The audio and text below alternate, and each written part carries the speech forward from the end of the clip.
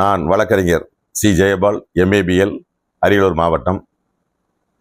தமிழக மக்களுக்கும் தமிழக வெற்றி கழக தொண்டர்களுக்கும் வணக்கம். 2 நாட்களாக திமுக, அதிமுக கூட்டணி அமைத்து ஆட்சி அமைக்கப் போகிறார்கள் என்ற செய்தி ரெக்கை கட்டி பறந்து கொண்டிருக்கிறது. இந்த செய்தி உண்மையா? அதிமுகவினுடைய செம்மலை அவர்களிடம் கேட்டால், எடப்பாடி பழனிசாமி அவர்கள் கிங் மேக்கர் அல்ல, கிங் என்று சொல்லுகிறார். திமுகவினுடைய இளங்கோவன் அவர்களிடம் கேட்டால், தலைமை எது செய்தாலும் அதை நாங்கள் பின்பற்றுவோம் என்று சொல்லியிருக்கிறார். 2 பேருமே இதை மறுக்கல. ஆக இது உண்மையா பொய்யாங்கிற செய்தி மட்டும் போய்கிட்டே இருக்கு. இந்த செய்தி உண்மையாக இருந்தால், இந்த செய்தி பத்திரிகையிலே வருகிற போது இந்த செய்தியை பார்த்த மாத்திரத்திலேயே பொதுமக்கள் காரி துப்புவார்கள்,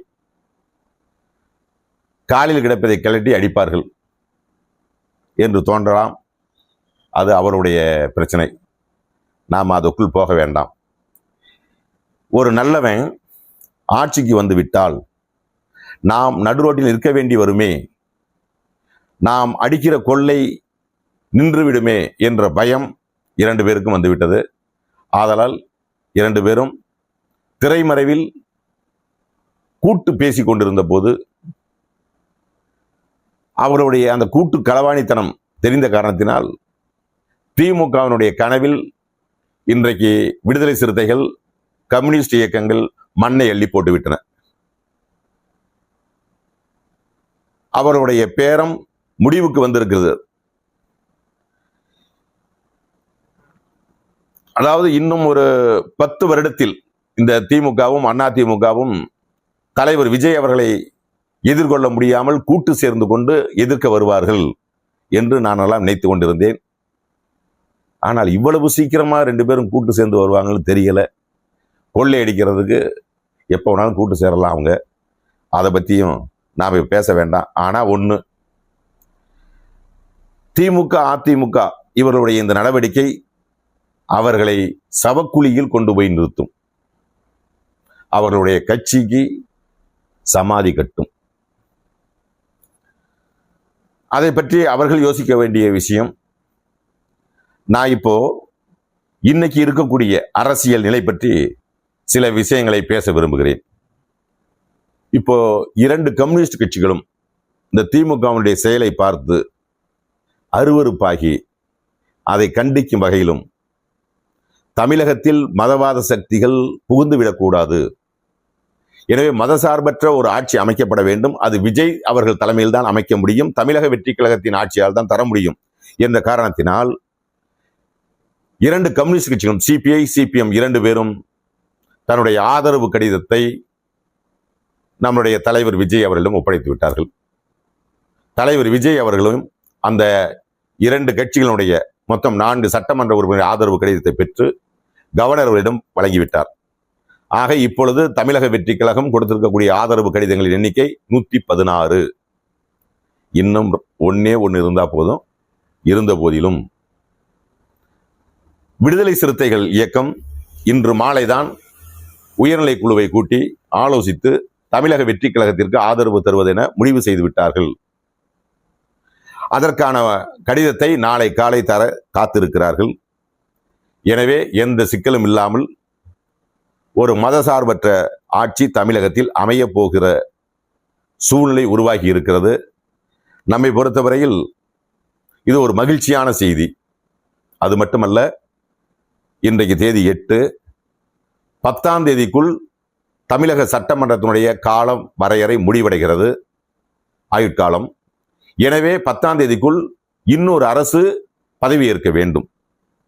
எனவே நாளை சனிக்கிழமை, நாளை மறுநாள் ஞாயிற்றுக்கிழமை, இந்த 2 தினங்களுக்குள் தமிழக வெற்றி கழகம் தமிழக சட்டமன்றத்தில் கோலோச்ச ஆரம்பித்துவிடும். அது மட்டுமல்ல, அடுத்ததாக இன்றைக்கு ஒரு பரபரப்பான செய்தி. நம்ம டிடிவி தினகரன் யாரு? இதான் அந்த அமமுக. அதனுடைய பொதுச் செயலாளர் டிடிவி தினகரன். இன்னும் சரியா புரியலையா? 2017 ஜெயலலிதா அம்மையார் அவர்கள் இறந்த பிறகு தேர்தல் கமிஷனுக்கு லஞ்சம் கொடுத்து 50 கோடி ரூபாய் லஞ்சம் கொடுத்து இரட்டை இலையை தன் பக்கம் கொண்டு வருவதற்காக முயற்சி செய்தார். அதாவது அவருடைய நண்பர் சுகேஷ் சந்திரசேகர், அதே போல மல்லிகார்ஜுனை, இந்த இருவரையும் கையில் வைத்துக்கொண்டு இந்த குறுக்கு வழிகளை கையாண்டார் என்பதற்காக குற்றம் சாட்டப்பட்டு கையும் களவுமாக பிடிக்கப்பட்டு திகார் சிறையில் அடைக்கப்பட்டவர் தான் இந்த தினகரன். இப்ப தெரியும் உங்களுக்கு. இந்த தினகரன் தான் இன்னைக்கு கவர்னர்கிட்ட போய் ஏதோ ஒரு ரிப்போர்ட் பண்ணிட்டு மறுபடியும் வந்து மீடியாவில் ஒரு பேட்டி கொடுத்துருக்கார். அவருடைய கட்சிக்கு மன்னார்குடியில ஒரு வேட்பாளர் நிறுத்தி அமமுக சார்பாக, அதாவது மத சார்புடைய கூட்டணியின் சார்பாக மதவாத சக்திகளின் ஆதரவு பெற்று காமராஜர் என்பவரை வெற்றி பெற செய்திருக்கிறார்கள் மன்னார்குடி தொகுதியில். இந்த காமராஜ் டிடிவி தினகரனுடைய போக்கு பிடிக்காமல் இருந்து கொண்டிருக்கிறார். ஆனால் டிடிவி தினகரன் என்ன சொல்கிறார்? நான் காமராஜர் அவர்களை தொடர்பு கொள்ள முடியவில்லை, அவரை தாவேகாவினர் கடத்தி விட்டார்கள், தாவேகாவினர் காமராஜர் அவர்களுடைய கையெழுத்தை போலியாக போட்டு கவர்னரிடம் கடிதம் கொடுத்துள்ளார்கள் என்று ஒரு குற்றச்சாட்டு சொல்லியிருக்கிறார். முட்டாள்கள் கூட இதை நம்ப மாட்டான். ஏன்னா தமிழக வெற்றி கழகத்தின் சார்பாக தங்களுடைய கட்சியினுடைய ஆதரவு கடிதங்களையும், காங்கிரஸ் இயக்கத்தினுடைய ஆதரவு கடிதங்களையும், 2 கம்யூனிஸ்ட் கட்சியினுடைய ஆதரவு கடிதங்களையும், மொத்தம் 116 கடிதங்கள் தான் வழங்கப்பட்டிருக்கிறது. இவர் சொல்வது போல் அவருடைய கட்சியினுடைய சட்டமன்ற உறுப்பினராக தேர்ந்தெடுக்கப்பட்ட காமராஜர் அவருடைய ஆதரவு கடிதத்தை இதுவரை வழங்கவில்லை. ஆனால் டிடிவி தினகரன் இப்படி ஒரு கோயபிள்ஸ் நாடகத்தை நடத்தி கொண்டிருக்கிறார், பொய்யை பிரச்சாரத்தை செய்து கொண்டிருக்கிறார். சரி, அதை பத்தி விடும். இதுல யாரு என்ன சொல்ல வர்றாரு? குதிரை பேரம் நடந்துவிடும், குதிரை பேரம் நடத்தி கொண்டிருக்கிறார் விஜய். இந்த குதிரை பேரம், கழுதை பேரம், நாய் பேரம், பன்றி பேரம் எல்லாம் நடத்துவது நம்ம டிடிவி தினகரன், எடப்பாடி பழனிசாமி அவர்களுக்கு தான் கைவந்த கலை. கூவத்தூர்ல இவங்க நடத்தது எல்லாருக்கும் தெரியும். அதனால அந்த அசிங்கமான விஷயத்தை பத்தி நம்ம ரொம்ப பேசிட்டு இருக்க வேண்டாம். சரி, அப்படியே கடிதம் ஏதாவது கொடுத்திருந்தால், தவறு என்று நினைத்திருந்தால் என்ன நடக்கும்? கவர்னர் அதன் மீது சந்தேகம் எழுப்பப்பட்டால் உடனடியாக அந்த சம்பந்தப்பட்ட தேர்ந்தெடுக்கப்பட்ட உறுப்பினரை நேரில் வரவழைத்து அவருடைய கருத்தை கேட்பார். அவ்வளவுதான். இதுல அதுக்கு மேல ஒண்ணுமே பிரச்சனையே கிடையாது.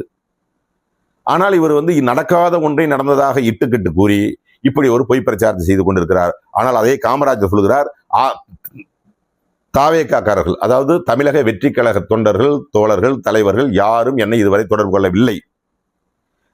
டிடி தினகரன் அவர்கள் எனக்கு தொலைபேசியில் அழைத்த போது நான் பயணம் செய்து கொண்டிருந்த காரணத்தினால் அந்த தொடர்பை ஏற்கவில்லை என்று சொல்லுகிறார். அவ்வளவுதானே. ஆக இந்த கோயபிள்ஸை பத்தி நம்ம ரொம்ப பேச வேண்டிய அவசியம் இல்லை. சரி, அடுத்த விஷயம். இன்னைக்கு இந்தியா முழுவதும் ஒரு பெரிய விஷயம், முக்கியமான விஷயம், செய்தி வந்துகிட்டே இருக்கு. என்ன செய்தி? நம்மளுடைய அண்டை மாநிலங்களான ஆந்திரா, கர்நாடகா, கேரளா, இந்த மாநிலங்கள்லாம் வீதிக்கு வீதி இன்றைக்கு பொதுமக்கள் கூடி நின்று விசிலடித்துக் கொண்டிருக்கிறார்களாம், விசிலடித்து சந்தோஷப்படுகிறார்களாம். விஜய் வாழ்க, தாவேகா, டிவிகே வாழ்க, விஜய் வாழ்க, டிவிகே வாழ்க என்று பயங்கரமா கோஷம் போட்டுக் கொண்டிருக்காங்க. கவர்னரையும் சேர்த்து கண்டித்தும் கோஷம் போடுகிறார்கள் என்ற செய்தி வந்து கொண்டிருக்கிறது. அது மட்டுமல்ல, அதை விட முக்கியமான விஷயம், வட மாநிலங்களில் இந்தியா முழுவதும், காஷ்மீர்ல இருந்து டெல்லி, பம்பாய், கொல்கத்தா, குஜராத், மத்திய பிரதேசம், இப்படி எல்லா இடங்களிலும் குடும்பத்தோட பிள்ளைங்களோட போய் கடைக்கு போய் விசில் வாங்கிட்டு வந்து அதை வீதிகளில் நின்று கூடி நின்று விசில் அடித்து சந்தோஷப்பட்டு கொண்டிருக்கிறார்களாம். ஆக 2029க்கு இப்பொழுதே வட இந்திய மக்கள் தயாராகி விட்டார்கள், விசிலடிக்க ஆரம்பித்து விட்டார்கள். 2029 இந்தியா முழுவதும் விசில் சத்தம் கேட்க போகிறது. சரி, அது அன்னைக்கு பார்த்துக்குவோம். நடக்கிறது நல்லதாவே நடக்கட்டும்.